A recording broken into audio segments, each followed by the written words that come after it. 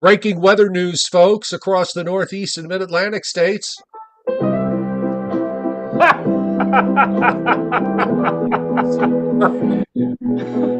Hang on, hang Was on. perfectly timed. Oh, dear me. That was perfectly timed. Good. Well, the breaking news is that it's raining again. And we'll talk about it. We'll talk about the weekend storm that's going to be followed by probably the big wind and, well, so much else as we do on most nights here on the Joe and Joe Weather Show podcast, brought to you by Tempest by Weatherflow. Get the revolutionary Tempest weather system. And you too can join the fastest growing observing weather network on the planet. The link is on the descriptor to this live stream. And should you decide to purchase the Tempest weather station, Tempest is an affiliate of the Joe and Joe Weather Show podcast. If you decide to make purchase of the weather station or anything else they have, because they have wonderful weather electronic gadgets and gizmos and smart weather fashion, use the coupon code WINTER2324. So this way you could save some money. Joe Rayo, how much money could they save? They can save 10% off, Joe. They certainly can. I got to What? explain what happened. Yeah, please, because that was just interesting. When I use my microphone, it automatically cuts off anything from, like for example, from YouTube, the audio. You can only hear through this microphone. Now, there's a way that I can make changes so that I can have stuff coming through the speaker while I'm on the microphone. And I did that for my library talk, which I just finished a few minutes ago. But as I told you, I had a technical problem with the show. After the show was over, I couldn't get out of my All PowerPoint right. presentation was still like, and so what I had to do is I had to shut everything down and reboot everything back up again. But in the process, I forgot to, when I plugged the microphone back in, to click that switch to cut off the YouTube. So when I brought you up on the YouTube, boom, that's what you. And of course, it wasn't you who we heard. It was the annoying sponsors that are seen and can come on from time to time while the show is going on, and that was one of them with their Well, advertising. I wouldn't have been more surprised if we heard, and we're the boys of chorus. We hope you like our show. You know you're rooting for us, but now we have to go. Yes. Well, good evening, everybody, and welcome to tonight's Joe and Joe Weather Show podcast. Another late 8:30 start, but this will be the last late 8:30 start for this week because tomorrow night, Thursday night, we will be back at 7:35 p.m. Eastern Time, our regular start time. Those of you lurking in the background, we appreciate you being here as well. Big hugs to everybody. Subscribe to my YouTube channel so that you don't miss the Joe and Joe Weather Show. As I said, on back to 7:35 tomorrow. Our usual times are Sunday through Thursday at 7:35, and the occasional Friday and Saturday if there's a big storm going on. And if you like the show, hit the like button because we love it when you hit the like button because then Joe can ring the bell Yes. Not now. Of Notre Dame. Yeah. So, It's a shock. It's raining. I know. do you want to give me sharing capabilities? And what I could do is I can then start showing radar, which is, I guess, pretty active right now. Well, yes. Yes. Go Yes. right, go right ahead. Knock yourself out. All Radars right. are busy, and we got flood watches up too. So let's start off right off the bat with the some radars. All right. Just give me a little bit here because I'm running a little behind on my technical. Well, that's okay. That's all right. And a radar and a three. All right. So I will go first to the New York radar. Actually, it's the Upton radar from eastern Long Island. And as you can see, oh, wait a minute, I can do a lot better than that. Hang on for just a second while I enlarge this view. There you go. Now all of you should have a very, very good view of the Upton radar. And as you can see, the area. Now, last night, Joe, we had, toward the end of the show, I had mentioned that I was able to get a quick glance at the NAM, which we won't be able to do after this week because we're going back on that infernal daylight saving time. But it was coming out toward the end of the show, and I made note of the fact that the heavy duty rains that at least the NAM had been predicting. The NAM had been predicting for a few days rainfall amounts at LaGuardia on the order of 2 to 2.5 inches. In fact, there was one particular run of the NAM on the FOOS data that indicated 2 consecutive 6-hour intervals of over an inch of rain. Heavy, heavy rain. But then last night, as we were coming to the end of the show, I was able to get a glimpse at the NAM, and it was indicating that the amount of rain we're still going to get rain, but it looks like it was going to be much less, maybe more along the lines of, well, instead of 2 or 2.5 inches, maybe more along the lines of an inch to maybe an inch and a quarter, inch and a half of rain. And I said, well, maybe this is a computer burp, if you will. Maybe this is one of those occasions where the model is showing something that it has not been showing for, the past couple of days. And when we go back to tomorrow, which now is today, it will once again show, heavy, heavy rain.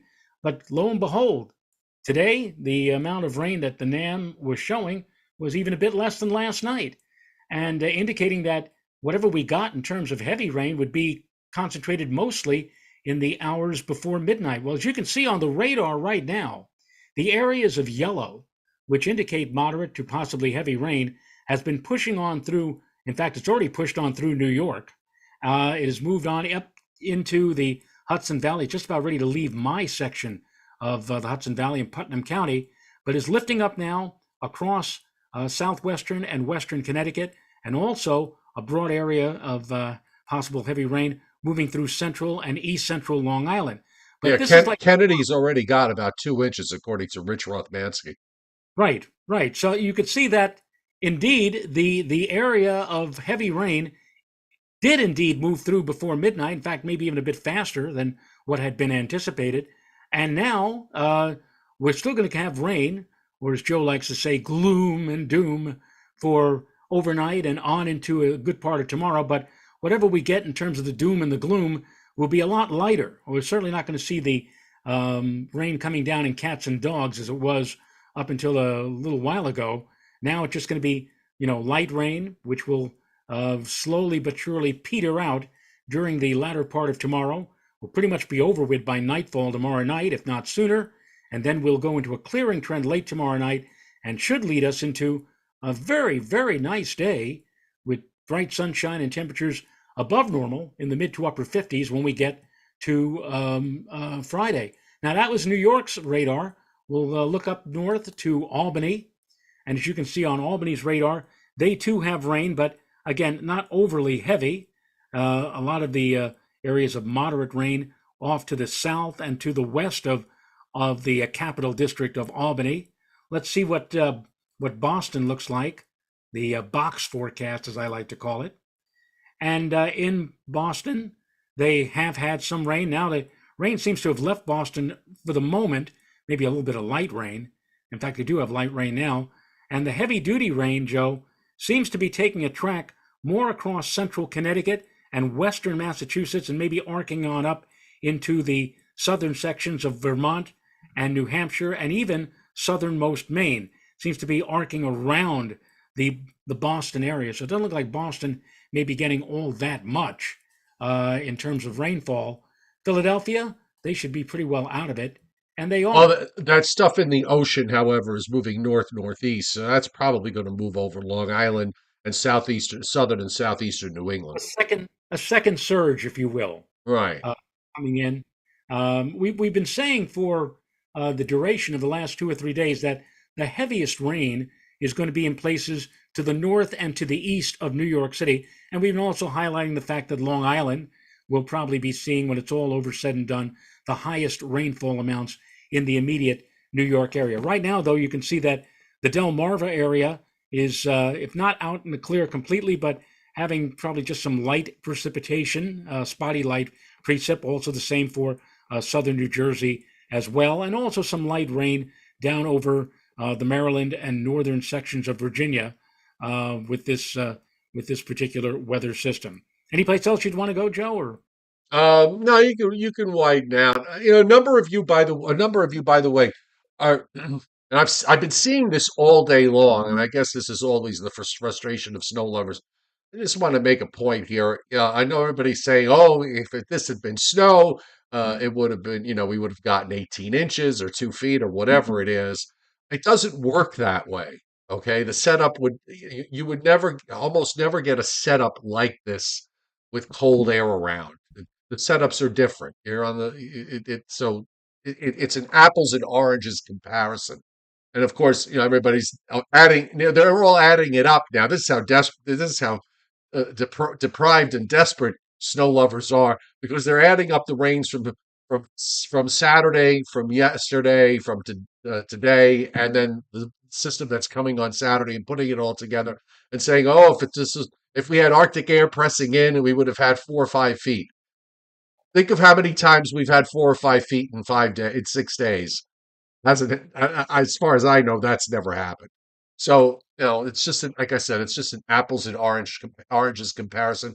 You know what? You can dream, you can hope, maybe with everything going on in such extremes, that maybe one of these winters we might set up with something that produces 4 or 5 feet of snow in one week. Who knows? Here's the wider radar view, and we still have rain, by the way, down into northeastern Virginia and Maryland, and back into western Virginia and West Virginia, and some moderate rain also in the mountains of West Virginia, as well as in central Pennsylvania. And here, there's that area I was talking about, sitting right out here. That's moving northeastward. So that looks like it's going to move over Long Island, particularly central and eastern Long Island. I did notice, by the way, that the Weather Service has various flood warnings up uh, at the moment for parts of Long Island, and I think also for parts of New Jersey as well, and maybe even into Connecticut with that big uh, patch of heavy rain that's moving in there. Further south, we've got some thunderstorms in southeastern North Carolina and in eastern South Carolina. That's always, Carolina is just as tough to give you try to explain where you're talking about as Maine is, because northeastern South Carolina versus Northwest, it's just one of those odd shaped states. But you can see the thunderstorms there. Also, a few showers going on in western Florida, and that's just about it. Meanwhile, we have this up in from Minnesota down into South Dakota and Nebraska, a line of showers there moving through, and further south into Colorado, some scattered areas of light snow, or at least some snow aloft, some precip across central Texas, rain back into West Texas, and we've got some heavier rains going on in Southern California. Even a couple of special marine warnings have been going up during the afternoon and evening there, with rain coming in. And the Pacific Northwest at the moment is fairly dry. And here's what it looks like on the satellite loop tonight. And it's a pretty nice little shortwave here, Joe, that's moving up to the northeast. But I agree. I agree with you about tomorrow. I think improvement is going to be slow to occur, because of the fact that there's going to still be a bit of an onshore wind, and the actual drying will probably start to come in a bit better during the mid or late afternoon, or certainly tomorrow night. That at least sets up for Friday to be a decent day. I agree. And one thing I'm going to miss when the NAM disappears, and I don't know when it's going to happen, but I love looking at the NAM FOOS, and I like to look at the three levels of the atmosphere for relative humidity. And I've always, Joe, this is my own personal from experience. When I look at the R1 level, the lowest level of the atmosphere, and it's saturated with more than 80% relative humidity, RH, combine that with an onshore wind, as you mentioned, east or east northeasterly winds, even though the middle and upper layers may be dry as a bone. And sometimes you look at the maps and you say, "Oh, it's going to be beautifully sunny tomorrow," but you don't see that bottom level, that bottom layer, where it may be chock filled with moisture. And again, with the onshore flow, you have to wait until, again, as you point out, the winds have to go over into the north and northwest. And when the RH level at the R1 drops below 80%, there's when you're going to get the clearing. And that's exactly what the NAM is showing for tomorrow. it's showing that the low levels of the atmosphere are going to be saturated. It's going to take until the turning of the wind from east and northeast into the north and northwest to scour out the low level moisture and to break the cloud cover up and set the stage for the bright and beautiful day on Friday. So again, that's why tomorrow is going to be I'm not going to say ugly, but indifferent, cloudy, dreary. Gloom and doom. No, it can't be doom and gloom. It can't be gloom. Well, it's going to be It can look like gloom. It doesn't have to rain to be gloom and doom, Joe. It just has to be that low yeah. gray overcast. Yeah. Well, our mutual friend Bill Corbell, however, on such days, he used to refer to it as indifferent or just grim. You know, you got a pretty Well, grim day out there. grim is gloom and doom. Yeah. Um, the other thing to note on the satellite, by the way, guess what is now making its ugly head appearing again, and that is the Pacific subtropical jet. It's coming into over Baja and across Mexico into Texas, and every time we've seen that this winter, it's always led to a eventually led to a big storm, and I think that's probably going to be the case with this California energy that's coming in now into Southern California as that uh, quickly moves eastward into the Southern Plains.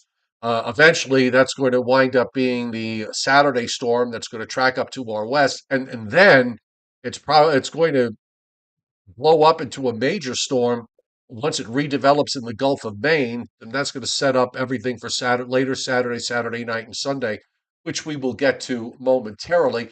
WPC, this is the rainfall that they were forecasting for after 8 o'clock tonight. So you can see they had 2 inches, inch and a half, back to whatever's fallen so far. That an additional inch and a half. They probably let me take this back for a moment. Let me take a step back. This is going to be a little tough to delineate because I just remembered that this is a 7 day map. So this includes, by the way, this includes the Saturday, the late Saturday night into Sunday morning weather system. So still showing, 2+ inches. So if we've gotten 2+ inches, if you've gotten 2 inches, the Saturday system might be on the order of, let's say, an inch or so. But heavy precip for southeast for eastern New England, and also we're seeing inch and a half to 2.5, 3 inch amounts from Mississippi northeastward into North Carolina. Inch and a half or more from eastern Kansas and Oklahoma northeastward through Missouri and Illinois and Indiana, and on up into southern Michigan. In the west, we've got the usual heavy rain indicated for the coasts from north of San Francisco on up through the coast of Washington and back up over Vancouver Island. Looking at areas of 5 to 7 inches there. Also, some heavier rain and snow in the mountains when you get into the Sierra Nevadas and in the northern Rockies. 3/4 of an inch to areas of an inch and a half of melted liquid. Central Colorado, central Utah, every place. These are the places where it's been snowing this year. So those places that have been snowing, that's what you're going to see. It's the same stuff all over again. And WPC, so this is through Saturday evening. And they have a high probability of at least two covering much of the state of Colorado. Not a whole lot, though, in the Sierra Nevadas and also in the Cascades, at least through Saturday evening. And if we go to the probability of eight, there are some areas of 50%, mostly west of Denver, in a narrow area going north-south, probably just west of I-25, where we've got some small areas of a 40 to 50% chance for at least eight. In the northeast, um, let's just go to 2 inches. And again, this is through Saturday evening. We're seeing high probabilities of at least a couple of inches for the northern half of Maine. And on the long range, this is Saturday into Sunday. We get the state borders. I love it that, when I move the cursor, it takes the state borders off. The long range folks didn't really change this much from yesterday. So they've got this area 10 to 30% of 1 to 3 and 30 to 50 in those darker green spots. This would be Saturday into Sunday. And, Sunday into Monday, this is where they show high probabilities in the Adirondacks, in the Green and White Mountains. As you go through Vermont and into New Hampshire and on up into Maine, the probabilities go up to 50 to 70% for at least 3 or so inches. This is probably going to be an elevation driven snow for for northern New York and for interior northern New England. Lower elevations will probably wind up with less. The higher elevations could actually wind up doing pretty well. That's all we have as snow is concerned. So, go ahead, Joe. You were about to Yes, jump in. I'm looking here at uh, Dr. Cohen, Judah Cohen, talking about a polar vortex split seems nearly inevitable, which is thought to have the largest polar vortex influence on our weather. And in discussing the impacts on the U.S.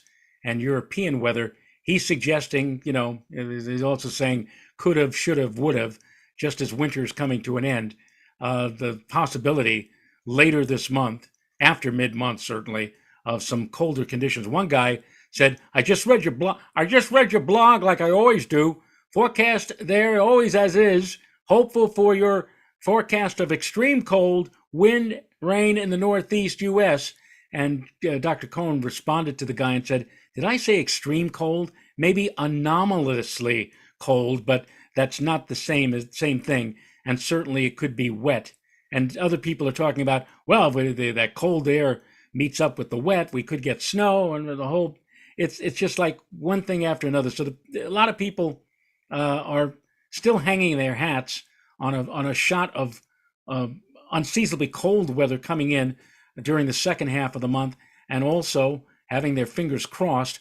As Alan Casper used to say, don't forecast with your heart, forecast with your head. But apparently, a lot of people are forecasting with their heart and hoping that maybe, just maybe, with that surge of colder air, that we will get our one shot of a significant snowfall in the Northeast later on in the month. Who knows?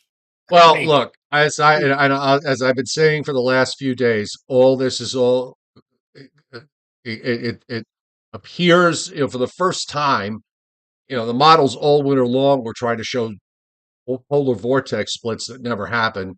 This one is now inside the 7 day time frame, so I think the confidence is high that it is going to happen. But you know what? I think at the end of the day, is it going to mean that we might get into a stretch of temperatures that are going to be cooler than average?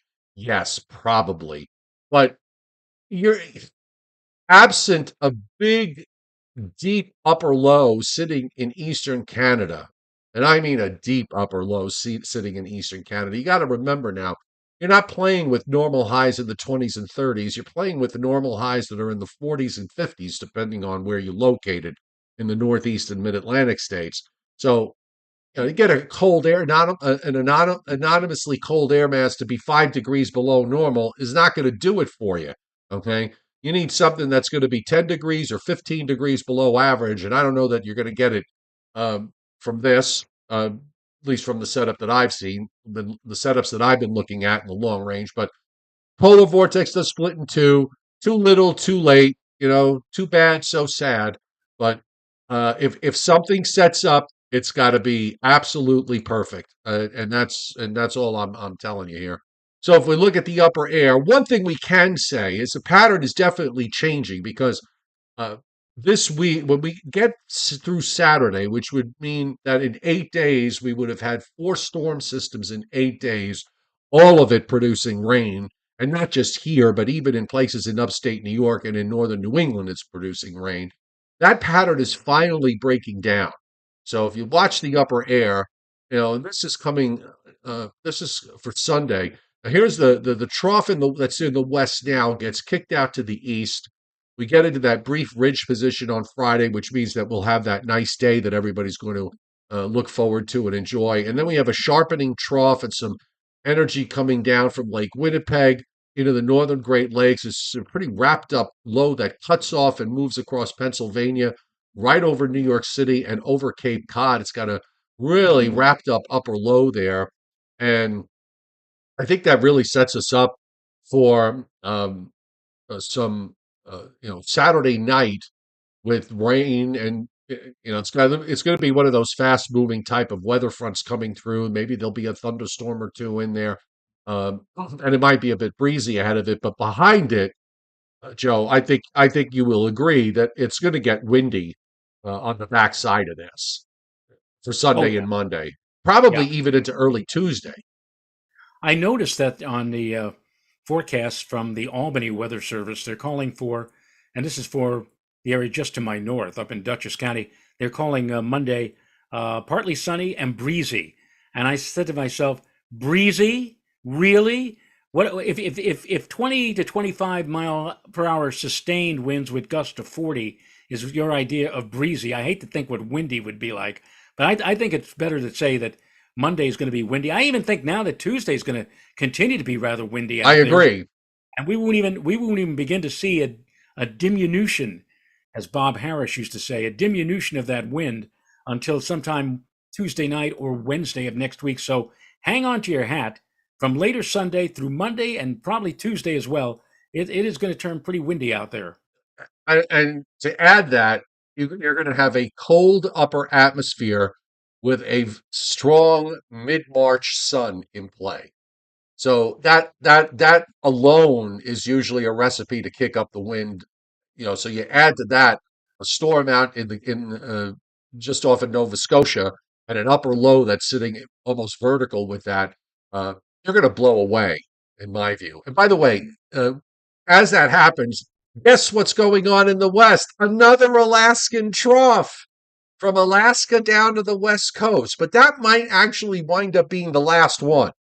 That Yeah. energy actually drops down into the southwest, which is good news for the east because I think it will allow uh, uh, the weather to be mostly dry, probably right through Thursday, before we start to see something coming down in the northern jet. You see it there, moving into the western Great Lakes, the southern stream systems down in Texas, and then you get this very broad trough, but a strengthening trough in the eastern part of the United States. And of course, now guess what? You got all the cross polar flow you want um, going into after from St. Patrick's Day on. This is the upper flow coming right from the Arctic down through Western Canada and into the eastern part of the United States. Didn't see this at all during the winter months. Uh, Now, you do have a cold vortex pool that the models are indicating in the long range. Whether it's real or not, I don't know. But now you start to run into the problem of, okay, now you've got some cold air again, time of year, and well, it's a northwest flow. I don't see much room here for something to happen. So, at least for now, uh, I wouldn't get too excited unless you like it chilly and dry, because that's probably where we're going with this. And Tom Contino answering me, I said, how is it that in Albany they're only calling it breezy on Monday? And he says, Joe Rayo, it's probably an automated bot that makes the forecast. Not necessarily, Tom. When you go on the various NWS forecast sites and get a forecast, what you're seeing, we were talking about this yesterday, where it says, rain after 1 a.m., heavy rain after 3 a.m., fog after 5 a.m. Those are done by automation. But the actual text product forecasts are typed out and done manually. And so a real live person actually put out that forecast that I read earlier today regarding the forecast for Monday. There are two different ways that they put out forecasts at NWS, and we can verify this next time we have our good friend Bill Goodman come on, who works at National Weather Service. But in any case, Joe, they're all, and I say they're all, I'm talking about, you go on social media and they're all talking about how spring is going to be canceled. I mean, this one guy writes, according to the European AI forecast system, one of the most substantial Arctic outbreaks of the season will arrive on the first day of astronomical spring. One that gave me a chuckle, another guy, his name is Tomer Berg. I'll just mention his name. It doesn't really mean anything to anybody, but he shows a picture of the entire tri-state area and points south the radar with moderate to heavy rain. And right next to it, he has a picture of Bernie Sanders outside. And the caption under Bernie says, I am once again asking for the rain to stop.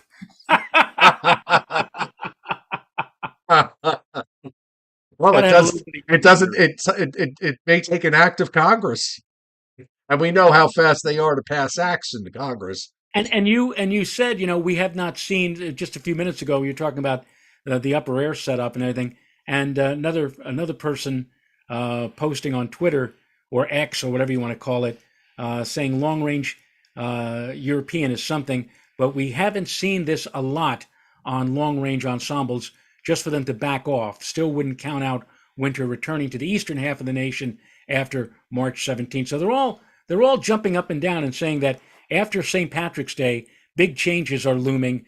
But as to whether or not there might be the white stuff, that's where they all back off. And they say, well, we'll wait and see. That they're all in agreement about the cold. They're not in agreement about whether or not we're going to see any more flaky weather of significance. So, Right. All right. Well, let's go. Let's look at the weekend because we'll come back to the surface in a moment. But just to take you through, right now, again, not just enough of a shortwave to cause this round of rain tonight. And now here comes the system that's now moving into California, moving along, and of course the northern jet gets involved with this, and you can see this upper low that drops down over Lake Superior. Saturday night, Joe, when that front comes through, it's probably going to be 6 to 8 hours of rain, but there's going to be some heavy, there's probably going to be some heavy rain in there. I would not be surprised with the strength of this trough because it's a bit of a powerhouse, and given the fact that eventually the low is going to become a major storm, that you might see a thunderstorm or two with it, and then of course with the upper low moving overhead on Sunday and Sunday night. I mean, this is certainly a recipe for wind, and it's also probably a recipe for maybe some self-destructive sunshine on Sunday as the upper low goes overhead. And yeah, I think you're going to see that wind persist Monday into Tuesday. So now everybody's going to be complaining about that it's raining every day. Now they're going to get into the wind, and the wind is just not going to go away, and you're going to hear the complaints for that. But once that pulls out, again, just watch. You see how that northern part of the jet stream finally you get a cold flow from Canada here. Once you get past, say, the 18th or 19th, St. Joseph's Day, and there's just trough after trough dropping into the east. You know, let it set up first. I mean, the stratosphere with the split in the polar vortex, it sort of makes sense that that's going to be the case. But let it finally split. I want to see it in the 5 day time frame that it's split. So here's your setup for Saturday. We've got this low that's coming out of by tomorrow. It'll be in the southern plains and starts to move eastward. Friday, nice day. Saturday, if the much of at least into Saturday afternoon, it should be dry. I would think. Uh, yes, and couple of and what? couple of a couple of St. Patrick's Day parades are going to be run. One, I think, in Peekskill here in the Lower Hudson Valley, and a couple of people said, "So, what does it look like for the parade?" And what I told both questions for the parade was, I think it'll be basically dry, except maybe after 5 or 6 o'clock, if the parade is still running that long, you might have to worry about at least light rain or drizzle entering the picture. But I think, but yeah, I agree with you. I think much of Saturday, not bad. It could be rather dry. It's not until Saturday night into early Sunday that we may see the heavy artillery come rolling on through. Yep. Uh, SPC for tomorrow, for example, with the low in the southern plains, we've got a marginal to slight risk of severe weather from central Texas northward into west central Oklahoma and just kind of nosing into parts of south central Kansas with a 2% tornado risk. And then for day three, we've got a large area of marginal and slight risk from eastern Texas and Oklahoma eastward into Alabama and northward into southern Missouri. And they've got something for day four. What do they have for day four? They got an area of slight risk indicated for the southern half of Georgia and for the Florida Panhandle. So day four is Saturday into Sunday. Uh, Tomorrow, when we see these maps, we'll see whether they have general thunderstorms indicated up the coast. But that low comes out. It's going to go up the St. Lawrence Valley. Actually, goes into the eastern lakes. but you'll probably have a front with an occlusion on it, maybe a second, probably a secondary low that develops right on top of New York City or Connecticut. And you can see the low is there just near Boston, starts to really get wrapped up Sunday afternoon and Sunday night and a Monday. The gradient is the tightest gradient looks like Sunday morning and afternoon into Sunday evening. That looks like the tightest gradient. And again, with the instability in the atmosphere also on the backside, you're probably going to see some lake effect snow showers coming in during Sunday night, and Monday for you folks up in lake effect land in upstate New York. But you still got a gradient here Tuesday morning into the afternoon. The wind Absolutely. doesn't, yeah, the wind doesn't really ease until sometime late Tuesday or Tuesday night. And then later next week, we've got looks like a little warm front that goes by on Friday with a weak system, and then something a bit more important with a cold front that might bring more rain for um, next Saturday and into the first part of St. Patrick's Day, or even maybe all of St. Patrick's Day. We'll just have to see how that all sets up. But uh, at least What's really impressive about Monday to me is the fact that you got this closed low that's located in the Gulf of Maine, and the on the upper air, the 500, you have this very tight gradient. That's the upper atmosphere, and then you look downstairs at the surface, and the gradient is equally tight, if not tighter. So when you've got a teleconnection like that, where the winds are very strong both aloft and also down by the surface, you're going to have some pretty strong. I would not doubt that New York or the parts of New England, there'll be wind advisories that are posted, maybe even high wind warnings posted in a few places. This is going to be a very significant situation in terms of the wind. I know a lot of people are going to be talking about, oh no, it's going to rain again on the weekend. Or that rain's going to be only secondary to the wind, which will be the big story, I think, especially as you point out, Joe, Monday into Tuesday of next week. just looking, I have it on the screen. This is the European AI for now this is for Saturday evening, St. Patrick's Day. And it sort of has a weak front that goes by on Saturday, and really there's not much for Sunday. But there's this big high that comes down into the Dakotas, and then some energy that moves out of the Gulf states and moves off the Carolina coast. It's got a nine. What is that? A 977 low that's out. Bless you. That's out at 37 and 70 and a half. The 540 thickness is Cape Cod to eastern Long Island to southern New Jersey, with another, probably affecting some kind of upper low in western New York.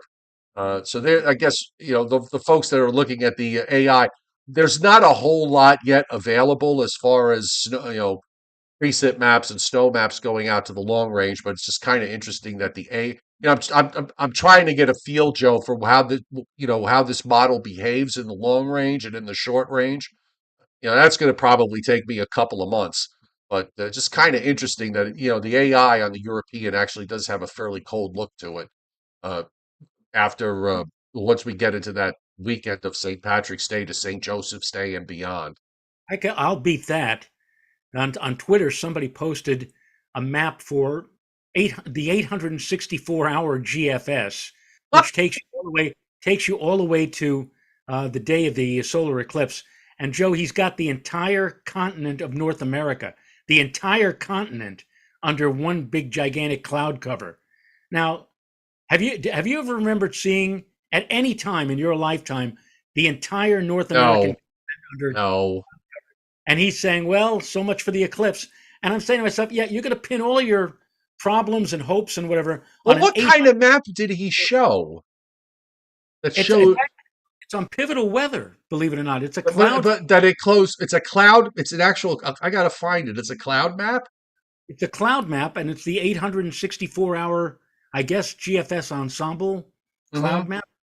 I, Well, I I have this. The zero Z from last night is out to 660 hours, so that takes you to April 2nd. yeah, Normal heights in the east, above normal heights in the west. I'm not going to look at some 840-hour map. That's ridiculous. you That's know, for ridiculous. I know. It is. I mean, if I can find this again, if I find the talk for about a minute or two, I'll try to find and I'll try to share it to I show have you what. nothing to say. Oh, dear me. I mean, you talk about desperation. Already people are looking 864 hours ahead to the first dynamical map um, for the solar But eclipse. that's just silly. Why even bother to look? I know. I know. Well, it's like going back 40 years ago when we used to look at the 10-day or the 8-day 500 maps or whatever, and we used to refer to them as science fiction progs because we Right. knew it wasn't going to happen that way or whatever. So anyway,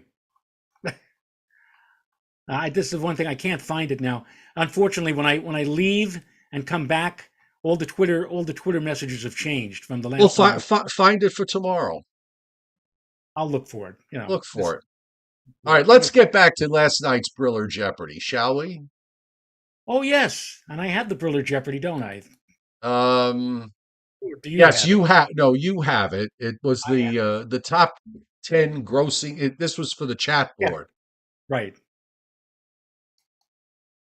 And this is for. Hang on. Blah, blah, blah, blah, blah, blah, blah.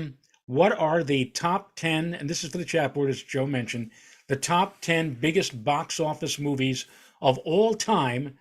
And the key here, as Joe pointed out last night, is not counting inflation. And the chat board has to get at least 6 to get a pass.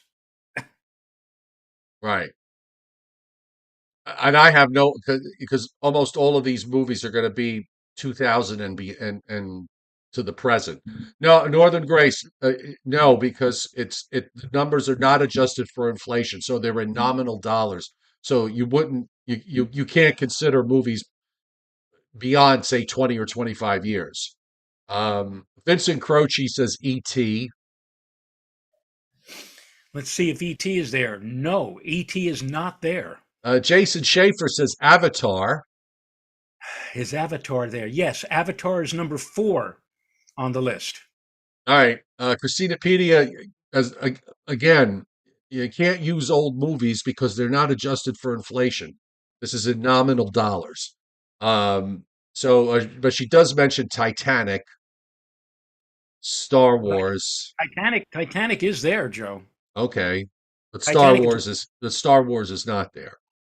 Star Wars is there, but it's not the Star Wars. It's another type of Star Wars. Okay. In fact, it's number 1 on Scott's list. Star Wars: The Force Awakens, whatever that means. Maggie P says Avengers Endgame. Avengers Avengers is there, but it's not Endgame. It's another Okay. Avenger. Oh, wait, yeah, yes. Sorry about that. Yeah, Avengers Endgame is number 2 on the list. Okay. Bobby Livingsworth again. I doubt Top Gun is on there. Um, uh, no, not Back to the Future, not Ghostbusters. Mike Waterhouse says Lord of the Rings. Lord of the Wings, not there. Vincent Croce says Barbie. Barbie is not there. Okay. Had somebody Uh, mentioned Avatar before? yes, Avatar's been mentioned. Avatar is number 4, but there's another Avatar too. Um, no, not Frozen, not Mission Impossible, not Spider-Man, not Shawshank Redemption, not Force Awakens, Dumby, whatever that is. Well, I should Uh, I should mention here the one who mentioned Spider-Man. Spider-Man is on the list, but it's not the original Spider-Man. It's another Spider-Man. okay. Bobby Livingsworth mentioned Superman. I'm not one that goes to movies anymore. I mean, unless they're on Turner Classic Movies, and one of my favorite, one of my Patrick top 5 movies is on tonight while we're on, so I'm missing it. Patrick Darcy mentions Avatar: The Way of Water. That is on the list. It's Avatar 2, actually, The Way of Water. Okay. How many are left? Uh, I haven't really been keeping track. Spider-Man 3. If Spider-Man 3 happens to be Spider-Man No Way Home, I guess that's where he gets divorced or something. I don't know. That's number 3 on the list. So far we've mentioned Star Wars: The Force Awakens, Avengers Endgame, Spider-Man: No Way Home, Avatar, and there's also Avatar 2: The Way of Water, and Titanic is Titanic. So Titanic is there's six with four left, correct? yeah. So there's four left. So No Forrest Vincent. Gump, The Lion King, Rocky, Mission Impossible, Pirates of the Caribbean, Finding Nemo, Braveheart. Oh boy, Mad Max. Yes, Tom Contino. I am referring to All About Eve. It's actually, I think, one of the best movies ever made. Um, Harry Potter, The Dark Knight, Monsters Inc. No, none of these are on there. Nope. Nope. Indiana Jones. Nope. Silence. Silence of the Lambs. I Nope. actually, Bobby Livingsworth, I hadn't seen, I had probably had not seen Silence of the Lambs in well over 25 years. I'll And give you I some and I hints. watched it a couple of weeks ago. God, it was so hard to watch. It was very disturbing. It was more disturbing watching it now than it was when I first saw it. Oh, what a great movie that was. I'll give you a hint. Um, no Remember, Chuck Cardillo. Put no, your no. no, put your shoes back on.